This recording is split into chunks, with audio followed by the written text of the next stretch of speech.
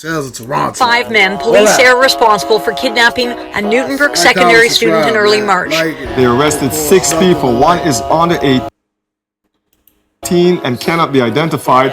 All have been charged with first-degree murder. A street gang on the brink of extinction. That's what Toronto police hope is the case with the Dixon Bloods. They are identified as Liban Hussein, alias of Chunky. I got me trust issues, keep the heat in my sweater. Bitch, I'm grinding in the winter, summer shining with that cheddar. I shoot cash flow, yeah, I feel under the weather. Got the sauce, rap, good. Now they know who really better. Look at me just like they do that. No way. No way, ain't got no papers. This is Liban Hussein, better known by his street name, Chunky. He's a reputable member of Toronto's notorious Dixon City Bloods with a lengthy criminal history. From being involved in high-profile kidnappings to getting swept up in a raid at 18, Chunky's story is a chaotic one. But how did his journey into a life of crime begin? It all begins in the west side of Toronto, on the corner of Dixon Road and Kipling Avenue, where a cluster of high-rises lay. The area, nicknamed Dixon City, is essentially the Little Somalia of Toronto. In the late 1980s, thousands of Somalis, seeking to escape the abysmal conditions of war-torn Somalia, jumped ship and landed in Toronto, congregating in the apartment complexes located on Dixon Road and Kipling Avenue. This included Chunky and his family. The reason they ended up on Dixon Road was because in 1988, Transport Canada decided to allow passenger aircraft to fly over the Kingsview area. Air traffic over the area increased drastically. Upset, disgruntled, and downright pissed off middle-class residents of the area moved away. The mass exodus resulted in lots of vacant homes and apartments and sent property values plummeting to the bottom of the barrel. Arriving Somalis took up residence in the area for 2 reasons. 1, the cost of housing was cheap, and 2, it was close to Pearson Airport, which meant they didn't have far to go after they cleared customs and immigration.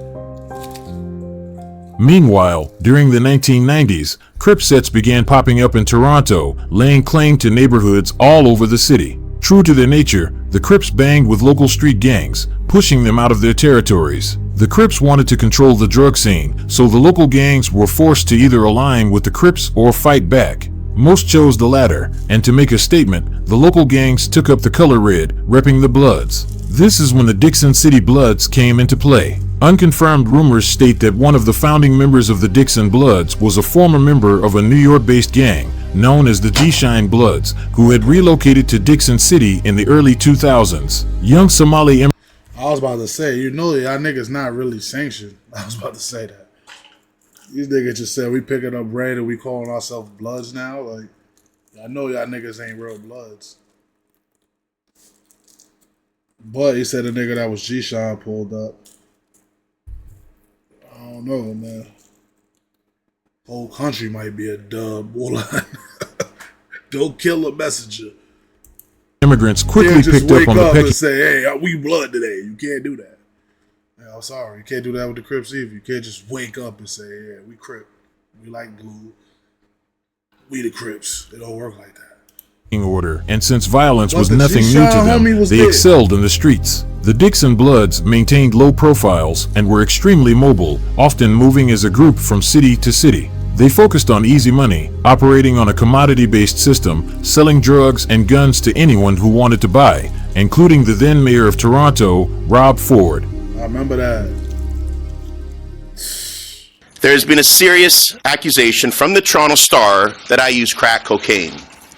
I do not use crack cocaine, nor am I an addict of crack cocaine. Can you get off my driveway, please? Can you get off my driveway? Can you get off my property, please? He's tight. He's We are now in possession of a recovered digital video file relevant to the investigations that have been conducted. I now look forward to Rob Ford interviews the way children look forward to Christmas morning. It's the best excuse I heard you give for using that crack cocaine was I was in a drunken stupor.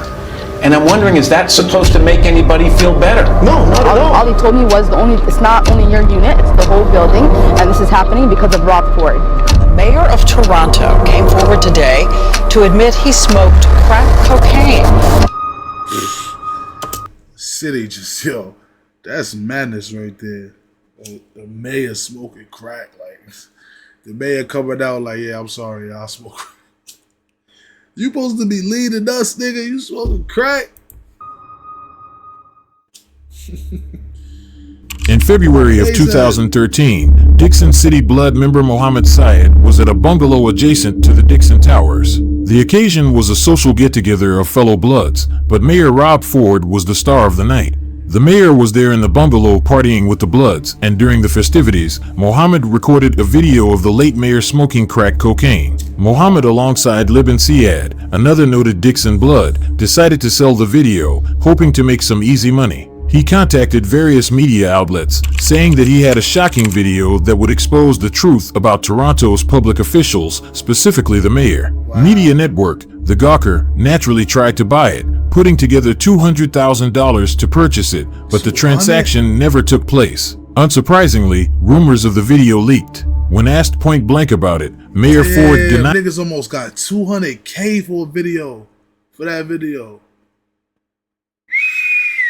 It, as did his public relations people, but the rumors kept circulating and the public began screaming for an investigation. Under heavy scrutiny, Toronto police launched Project Brazen 2, which was charged with investigating the mayor and his close friend Alessandro Lisi, who was accused of purchasing drugs for the mayor and extorting Mohammed and Libin in an attempt to recover the infamous crack video. Project Brazen 2 allowed for wiretaps to be placed on 11 associates of Mohammed Syed, all of whom had ties to the Dixon City Bloods. The data obtained from them was immense, and it marked the beginning of what came to be known as Project Traveler, a mass raid targeting the Dixon City Bloods. The alleged offenders have been charged with approximately 300 assorted serious offenses, including participating in a criminal organization. Jace, what up, bro? That organization, police say, is the Dixon Bloods, based in this northwest Toronto neighborhood.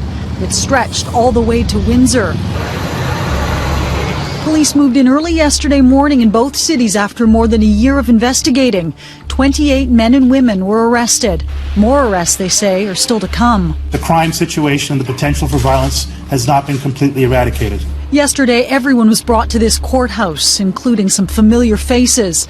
Two of the men in this now infamous photo were charged. A judge has already said one of them, 19-year-old Mohammed Katak, is not getting bail. I can't talk about what my clients told me, and the Crown hasn't given me any information about the connection with Rob Ford. Police are also refusing to confirm or deny a link. Again today, the chief said it will all come out in court. Would you acknowledge that there's a relationship between the mayor and the individuals in that photo? Again, if I was to do that, I would be violating the law, and also I would be placing in jeopardy the important work that we're doing. Some of the suspects, many who lived in this neighborhood with their parents, are facing drug, trafficking, and firearms charges. Others are up for attempted murder and murder. It's in the death of this man, Anthony Smith, one more person who, at one time, got close to the mayor. Project Travel. Mayor lit, nigga. Mayor lit, nigga. One more person who, at one time, got close to the mayor. Project Traveler jumped off in the morning on June 13th, 2013. That nigga look higher than me. Project. Of course, he's smoking bass. I'm smoking weed. Of course, he higher than me. Project Traveler jumped off in the morning on June 13th, 2013. Hundreds of. Nigga, the New York mayor just got indicted the other day. This shit is mad out here. I ain't gonna lie. Heavily armed police officers from 42 tactical teams and 17 different law enforcement agencies converged on Dixon City.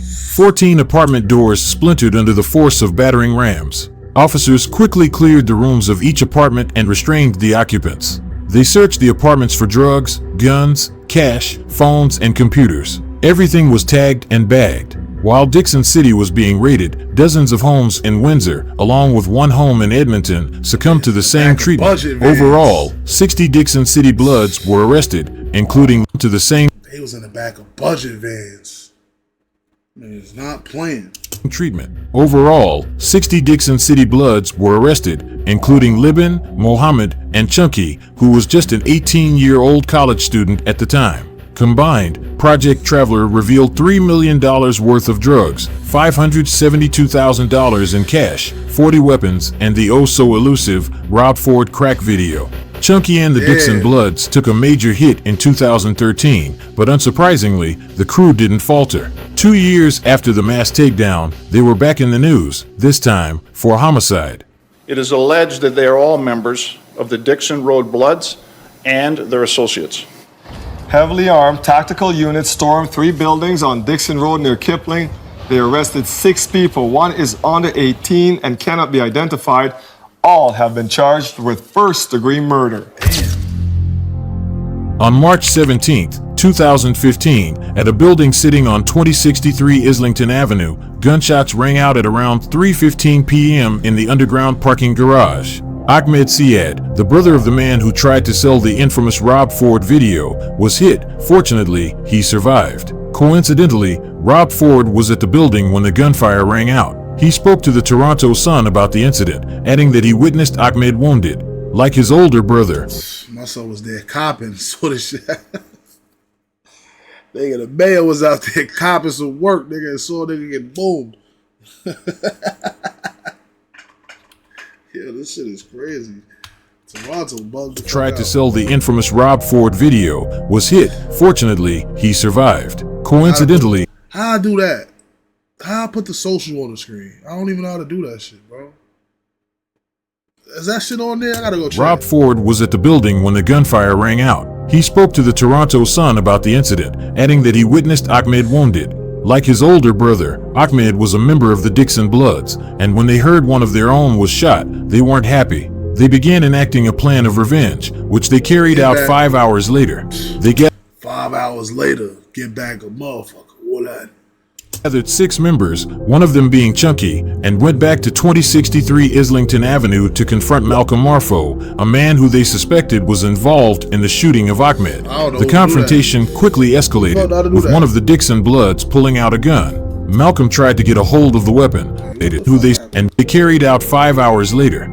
They gathered 6 members, one of them being Chunky, and went back to 2063 Islington Avenue to confront Malcolm Marfo, a man who they suspected was involved in the shooting of Ahmed. The confrontation quickly escalated, with one of the Dixon Bloods pulling out a gun. Malcolm tried to get a hold of the weapon, but amidst the struggle, he was shot fatally. All 6 Dixon members then fled the scene. Shortly after clearing the first 6 niggas getting charged with that murder is crazy, bro. in the shooting of Ahmed. The confrontation quickly escalated, with one of the Dixon Bloods pulling out a gun. Malcolm tried to get a hold of the weapon, but amidst the struggle, he was shot fatally. All 6 Dixon members then fled the scene. Shortly after clearing the first shooting, Toronto police returned back to 2063 Islington Avenue at 8:15 p.m. for reports of gunfire. When officers arrived, they found 22-year-old Malcolm Marfo dead in a hallway. With the knowledge of the first shooting and who the victim was, it didn't take long for Toronto police to realize this was a gang-related altercation involving the Dixon City Bloods. They began collecting footage from around the apartment building and were able to identify multiple people who they believed were involved in the murder of Malcolm.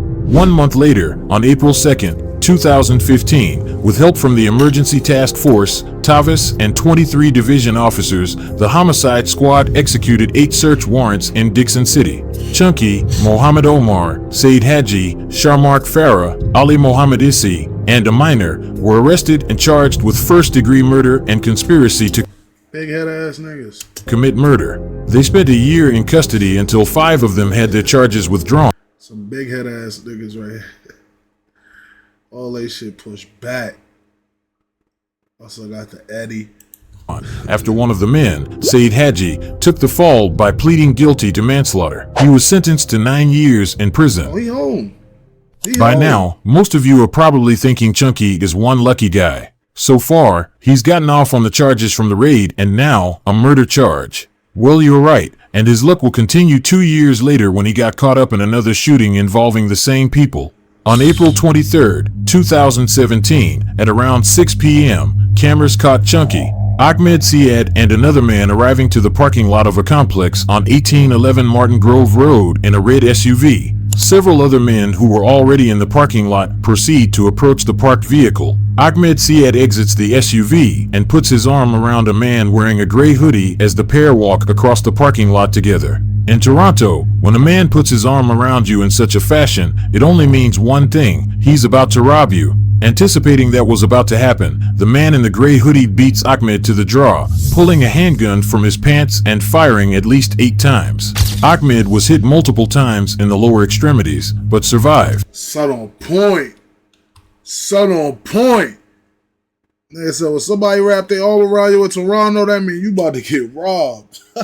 Come here, bro. Let me talk to you. That nigga up pipe. What you doing? And the gray hoodie beats Ahmed to the draw, pulling a handgun from his pants and firing at least 8 times.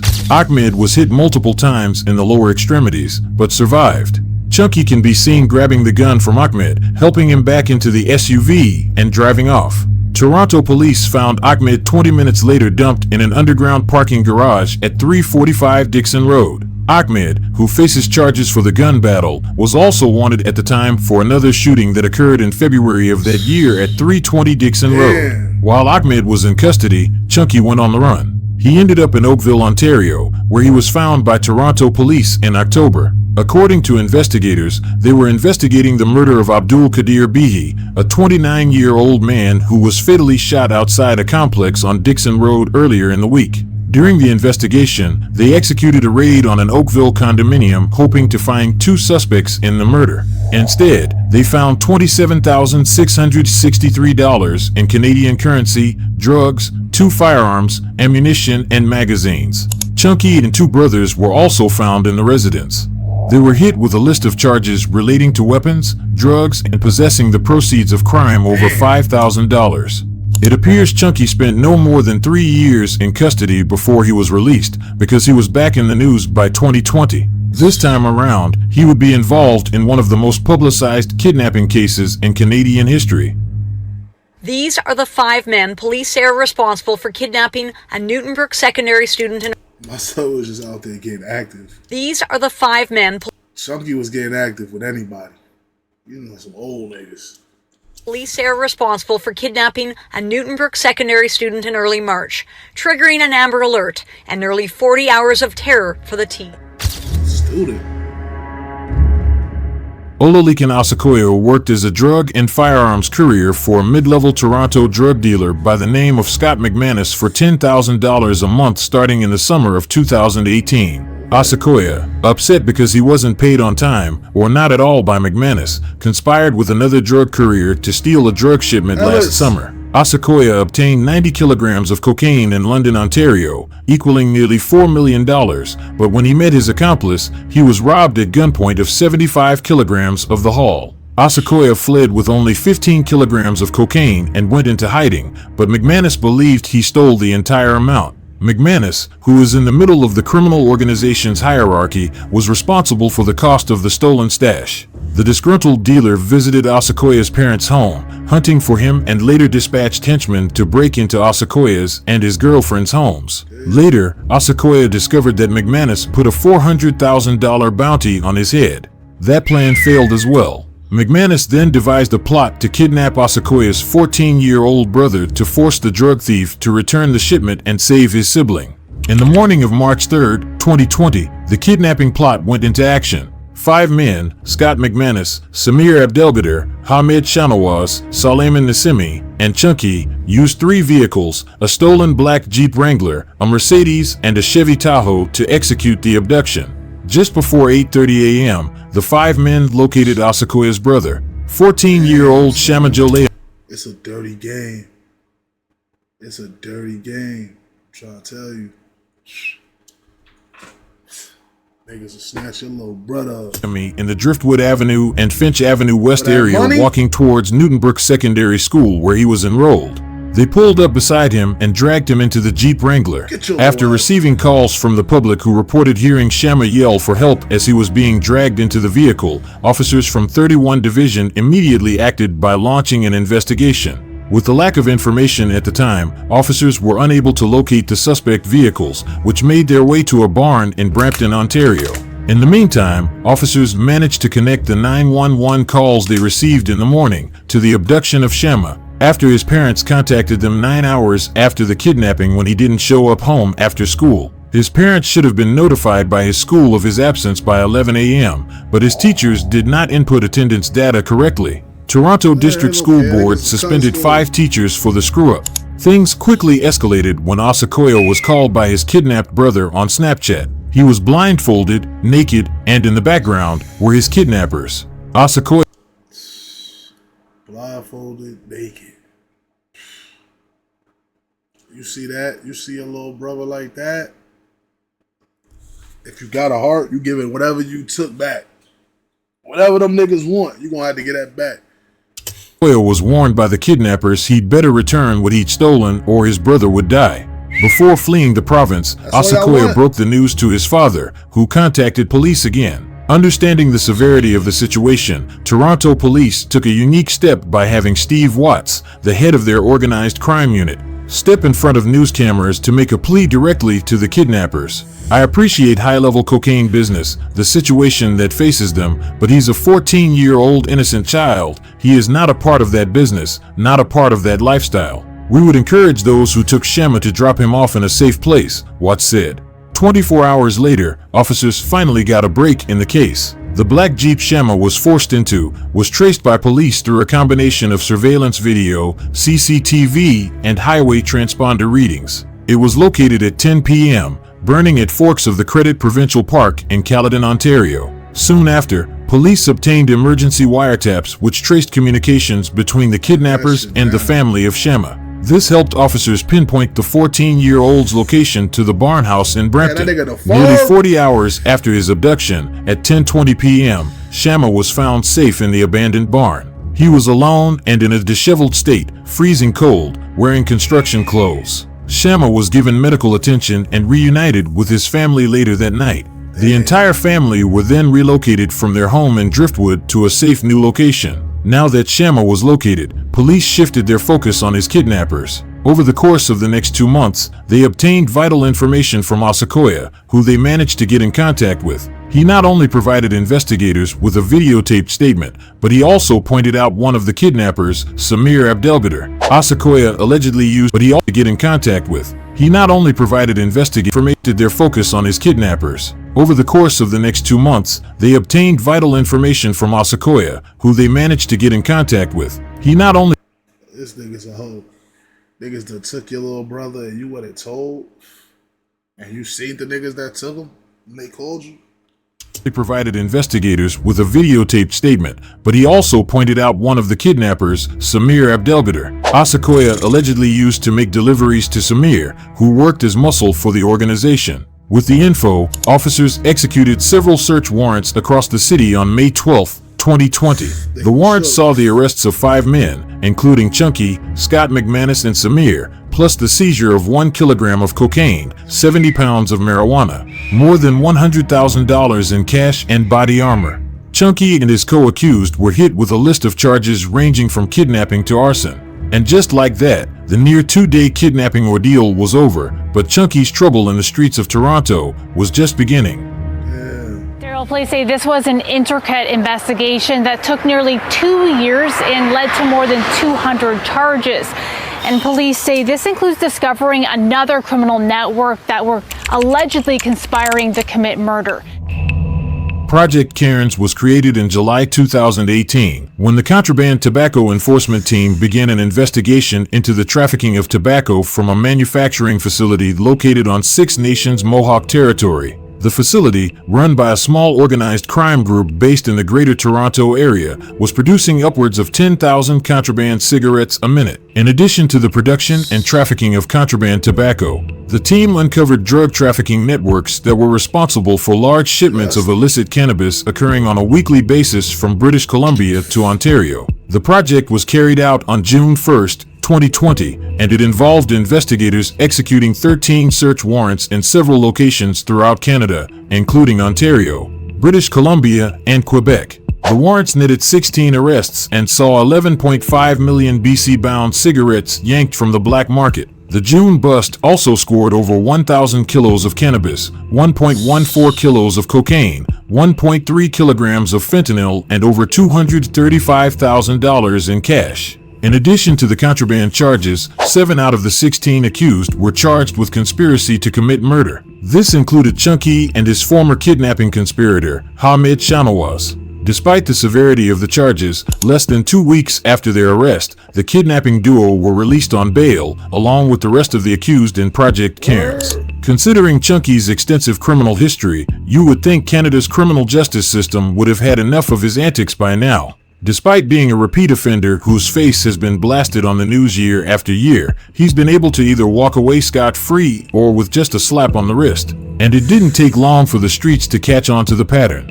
Sometime in 2022, paperwork surfaced showing Chunky testifying in the trial of Yahya Jama and Zaid Chaudhry, 2 noted Dixon Bloods. The duo were arrested back in 2017 in relation to the murder of 29-year-old Abdul Qadir Bihi, a newlywed expectant father. As previously. Oh, Chunky a little rat. Chunky a little rat. Hola.